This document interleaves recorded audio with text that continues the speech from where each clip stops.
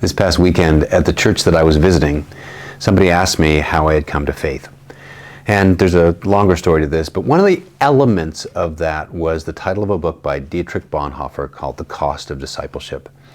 And as people have been witnessing to me and telling me about the gospel and what Jesus does on the cross for me and stands in my place and brings me forgiveness of my sins through the shedding of his blood, all of that I understood and could get on a very fundamental level.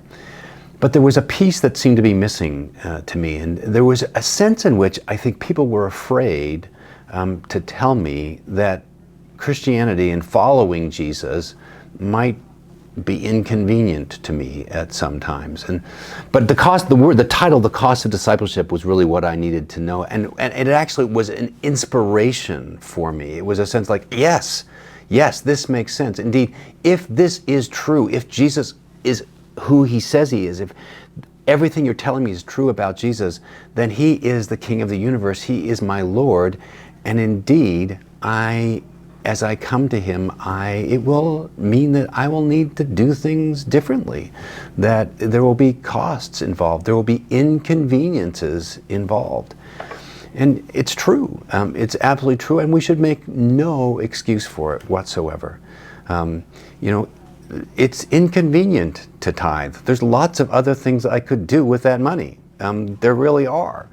It is inconvenient quite often to have to go to church on Sunday. But indeed, that's what he's inviting us to, is to be embodied in that embodied experience of being in church together on a Sunday. It's inconvenient quite often to love my brother and sister, because sometimes they're hard to love and sometimes they're inconvenient to love. And yet this is at the heart of the gospel, is responding to Jesus with our lives. Jesus says to us that he wants us to take up our cross and follow him. And I don't do that out of a sense of, oh dear, I must do that, this weary obligation, but I'm actually excited. That title, The Cost of Discipleship, actually excited me.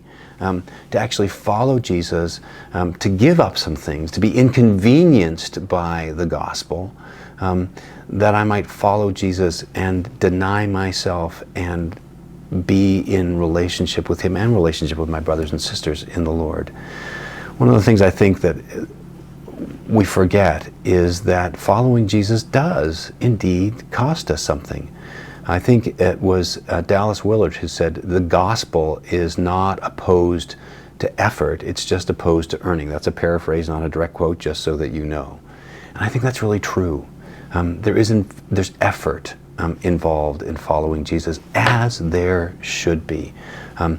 And I think that for many of us, at least certainly for me, the realization that following Jesus was going to demand something of me was actually a plus and not a minus. I think it's really important as we present the gospel that we help people understand that Jesus is asking for the fullness of our lives, everything, and that will cost. And I tell you, I share that cost. I bear that cost joyfully, not out of obligation, but because I am legitimately delighted to serve the one who saved me.